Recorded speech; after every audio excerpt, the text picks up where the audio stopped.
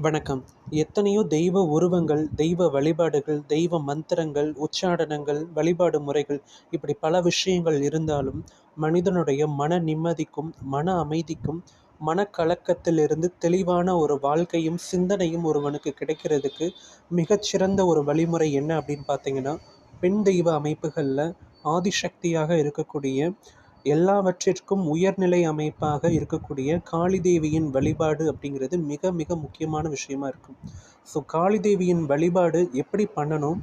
அது என்ன மாதிரியான முறை? அதற்கு நீங்கள் இருக்கக்கூடிய உடல்நிலை, மனநிலை, அந்த வழிபாடு முறைகள் என்னென்ன? இதெல்லாம் தெரிஞ்சுக்கணும் அப்படிங்கிற பட்சத்தில் மந்திர உச்சாடனம் ரொம்ப ரொம்ப முக்கியமானது.